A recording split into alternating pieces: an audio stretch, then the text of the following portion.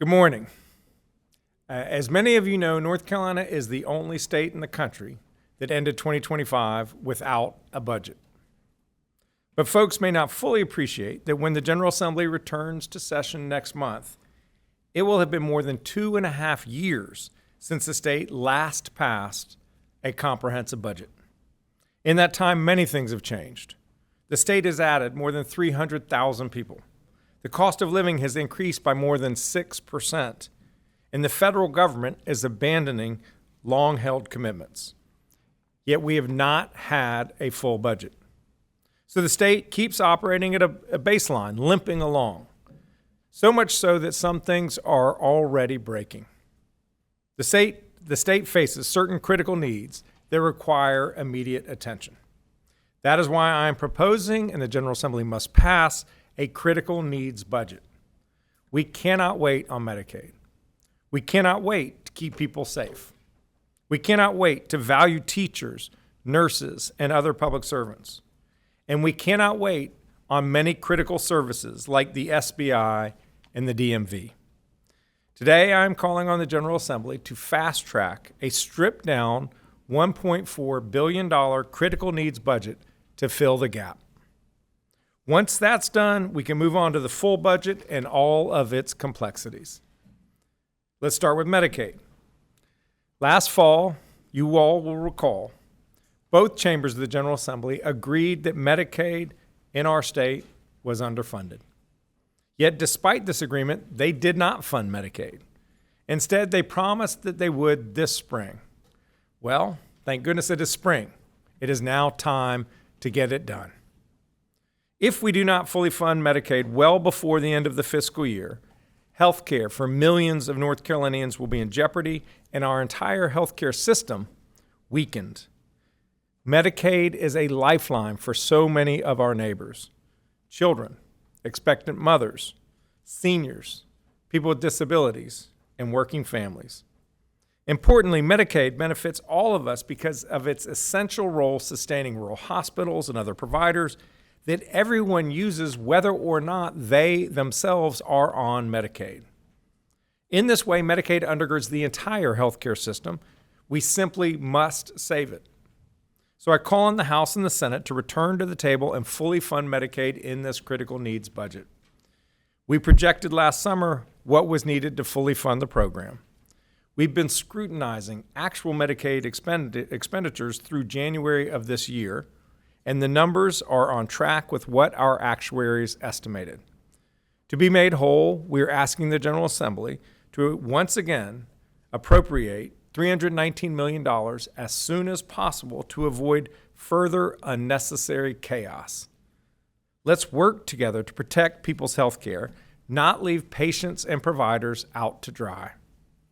I'll now invite forward Secretary Sangvi to say more about the need to fund Medicaid. Without $319 million needed to fully fund North Carolina Medicaid program, the program will run out of money before the end of the fiscal year. This has real consequences that people in North Carolina will feel, putting access to health care for more than 3 million people at risk. This is about 1 in 4 people, including over 500,000 babies and children, pregnant women, senior citizens, people with disabilities, and hard-working families. Medicaid is critical to older North Carolinians living in long-term care, like nursing homes and for home health services. It also provides health care coverage and long-term support for people with disabilities, offering services such as doctor visits, hospital care, mental health, and disability services as well. Medicaid is critical to rural communities, as you just heard. In some rural counties, more than half of the population cannot afford health care without the assistance of Medicaid. These are our friends, families, neighbors, members of our communities. As the governor said, the actual spend of the Medicaid program through the summer is as we've calculated through this year, through the summer, as we said at the beginning, is $319 million short. We do a year over year, we do a month over month, every month to understand how much the program is costing. As we've seen through the beginning of this calendar year, we're on track to be short $319 million. Rising healthcare inflation seen across the U.S., higher demand for behavioral health services, new medications, decreases in federal investment, and additional federal requirements have increased costs to run the Medicaid program. The bottom line is this: The General Assembly must fully fund Medicaid in order for people to get access to critical health care. Inaction would mean more uncertainty and disruptions for people and the providers who provide care. Let's work together to avoid that. We're counting on our partners at the General Assembly to act now, as they said they would, to fully fund Medicaid. It is critical to ensure our neighbors and loved ones can continue to receive the care they so critically need. Thank you, Governor. Thank you, Secretary Sangvi. People are counting on us to protect their health care. They're also counting on us to protect their safety. To keep people safe, we need more well-trained officers on the beat in their communities, building relationships and building trust. To hire and keep the best people, we must adequately compensate our state's law enforcement officers. But we don't. North Carolina ranks 49th in the nation in starting pay for state troopers. That is a damned embarrassment. It should surprise no one that the State Highway Patrol now has more than 270 vacant positions. We're losing out on talented, service-minded people to other states, local governments, and other jobs because we don't pay our troopers enough. The state also ranks 49th in the country for starting pay for correctional officers. Again, it should surprise no one that the Department of Adult Correction has only half of the correctional officers needed to safely operate its prisons. We're asking people to put themselves in a very demanding, albeit rewarding job, asking their families to sacrifice on our behalf so that they can earn less money than they could if they worked at a Costco. In this critical needs budget, I'm calling for a 10% raise for correctional officers, troopers, and other state law enforcement officers. I will now invite forward Colonel Freddie Johnson, Commander of the North Carolina State Highway Patrol, to discuss the state's public safety needs. Colonel Johnson. Good morning. Thank you, Governor Stein. I'm grateful for the opportunity to speak today about the importance of investing in the men and women who serve our state on the front lines of public safety. Our mission to protect and serve the people of this state and to keep our roadways safe is vital to our state's success. Every day, our troopers and our communications professionals answer that call, often in difficult and dangerous situations. To continue filling that mission, we must address critical need for competitive pay for both our sworn members and our dedicated professionals who staff our communication centers. Our troopers respond to crashes, criminal activity, and emergencies across all 100 counties. At the same time, our telecommunications are the calm voices behind the radio, coordinating responses and ensuring help gets wherever it is needed. Those roles require skills, training, and tremendous commitment. But we are seeing increasing challenges in recruiting new members and retaining experienced ones, as other agencies and industries offer higher pay. Providing competitive salaries is essential if we want to keep the experienced professionals we have and attract the next generation of troopers and telecommunicators for our state. Along with salaries, we must recognize the importance of investing in the infrastructure that supports our mission, from modernizing our facilities and our Viper communication systems to ensuring our equipment and fleet are ready. These investments allow us to respond effectively whenever North Carolinians need us the most. Whether it is a severe storm, a major emergency, or the everyday work of keeping our highways safe, the people of this state expect our Highway Patrol to be ready at a moment's notice. These investments help ensure that is where we exactly are. On behalf of the men and women of the North Carolina Highway Patrol and all law enforcement across this state, I want to thank the Governor and the General Assembly for recognizing the importance of investing in public safety and in the people who make that mission possible. Thank you, Colonel Johnson. And while we're addressing the salaries of our public safety officials, we need to make the Department of Adult Correction whole. The DAC has approximately 1,000 more inmates today than it did 3 years ago. And healthcare costs have increased by 10% over the past 3 years. Meanwhile, the state has not passed a budget in 2.5 years. As a result, the department faces a structural budget deficit, even with its significant efforts to cut and manage expenses. For the past year, the DAC has been forced into the untenable position of having to ask vendors to float them on their bills. That is not responsible budgeting for a household. It is surely not the way a $2 billion state agency to manage our state prisons should operate. DAC needs $80 million just to get back in the black. It is time to stop kicking the can down the road.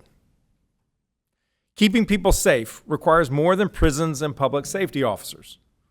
We are all painfully aware of recent instances in North Carolina, in Charlotte, in Southport, in Raleigh, when someone experiencing a serious mental health crisis tragically murdered fellow North Carolinians.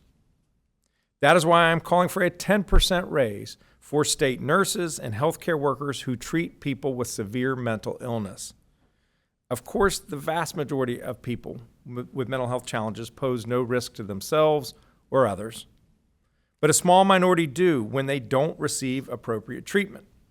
But too many in need are turned away or forced to wait weeks for that treatment.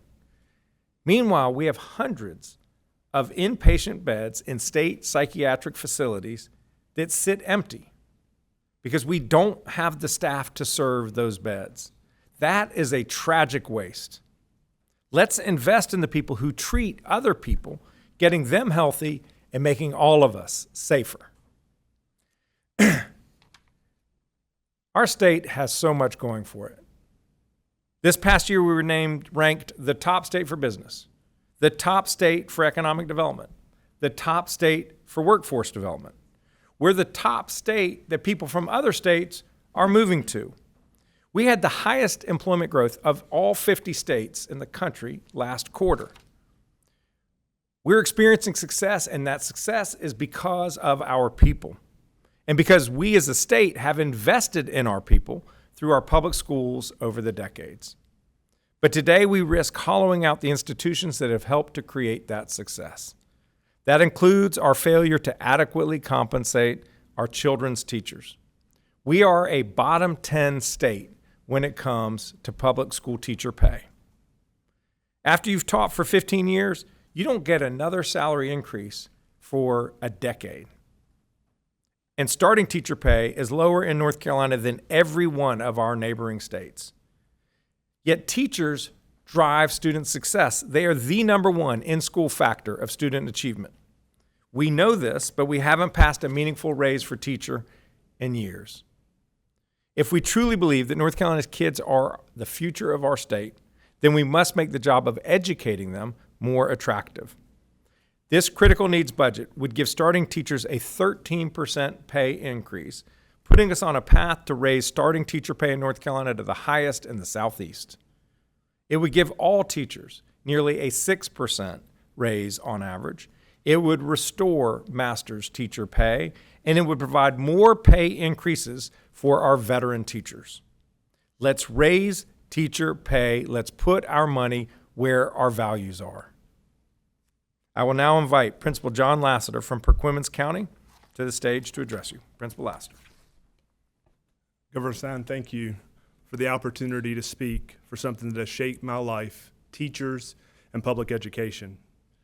My name is John Lassiter. I serve as the president of the North Carolina Principal and Assistant Principal Association, a former Wells Fargo Northeast Principal of the Year, and proud to serve as the principal of Hertford Grammar School in Perquimans County, a small rural community that reflects so many towns across our state. I want to start with a quick story. I know a third grader who missed more than 40 consecutive days of school from Thanksgiving to Valentine's Day because he was in and out of the hospital and extremely ill. He fell behind, he struggled to read, and he felt embarrassed. He was so nervous to read out loud that he would literally sweat when his teachers called on him. I know that third grader because I am him. I'm standing here today because my teachers refused to give up on me. They didn't just teach me to read, They taught me perseverance, hard work, and to believe. I bet if I pause long enough, everyone in this room can think of a teacher who did the same for you. Someone who saw more in you than you saw in yourself. You see, that's what teachers do. They quietly change the trajectory of a child's life. They carry hope into hard places. They stand with a steady voice that says, "You can."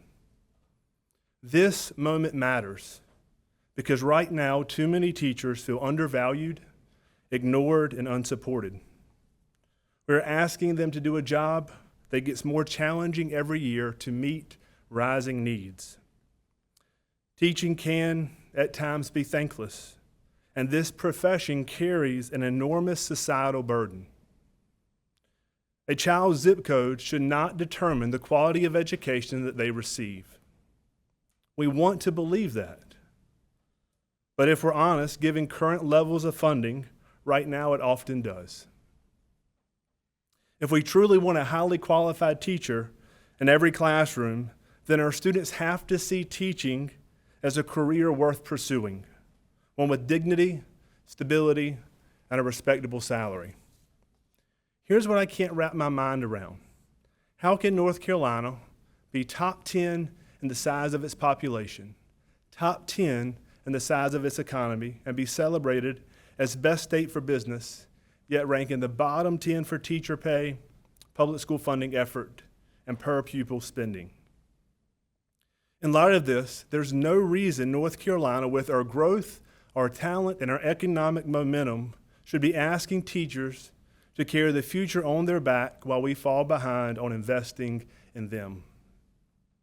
North Carolina is at a crossroads, and a crossroads requires more than good intentions. It requires courageous action. Educators deserve a raise that reflects the dignity and prestige this profession was once known for. And we need to compete for great teachers across the state lines so North Carolina classrooms don't become training grounds for other states' workforce. In Perquimans, we've had to get creative to plan for our future. Our Grow Your Own program, the PQ Ambassadors, have given high school students the chance to work with elementary classes and experience teaching as a potential career. This year, 4 seniors earned the North Carolina Teaching Fellow Scholarship in part because of the success of this program. We know that students with local roots understand both the assets and challenges of our community. They also will make the most of coming home, teaching, and making a long-term impact in Perquimans County. A professional mentor of mine says that your talk talks and your walk talks, but your walk talks louder than your talk talks. So I'm challenging the General Assembly today to let your walk talk. Find compromise, pass a budget, act, and lead. Help us take a meaningful step towards restoring the prestige that once came with being a teacher. And make the most important investment a state can make, one that pays dividends for generations. Invest in teachers. Invest in our children. Invest in public schools. Because when we lift educators up, we don't just strengthen communities. We don't just strengthen schools, we strengthen communities and lessen the impacts of poverty, equipping the future workforce of North Carolina to make our state great. Thank you, Governor Stein. While we correct pay for teachers, nurses, and law enforcement officers, we must also do right by North Carolina's other public servants, the transportation workers clearing roads in winter weather, the benefits specialists helping veterans get connected to services, and so many others. None of them have received any raise in pay in nearly 2 years, despite inflation and rising costs. Health insurance premiums just went up for state employees. So essentially, our state employees are being asked to do the same job today for less money than they earned a year ago. Let's fast track a raise in pay for state employees and a cost of living increase for our retirees. In addition to our health care, public safety, and public education needs, many other critical public services are underfunded. In this critical needs budget, however, I am not including all of the important needs that state government today faces, because I expect the legislature to pass a comprehensive budget relatively soon. However, there are a handful of other truly urgent needs that cannot wait for them to work through all of their differences. These include the following. The State Bureau of Investigation's operational budget is in the red because its caseload has dramatically increased in recent years. 262 child care programs have closed since the state last passed a budget, in part due to inadequate child care subsidies. And children of veterans who were injured or killed in service to our country are being denied scholarships that we promised them because the legislature has not passed a budget. More than 1,400 of these deserving students had their scholarships reduced, and more eligible students were denied the opportunity to apply because there were no funds. We cannot abandon our promises or neglect our critical services. We're going to work together to develop a comprehensive, fiscally responsible budget for the short session. But before we do that, let's act now to keep North Carolina strong and to address certain critical needs. Together, we can lead our state and stop the bleeding. Let's give North Carolinians the stability they deserve and pass this critical needs budget that makes essential investments in our safety, our health, and our education.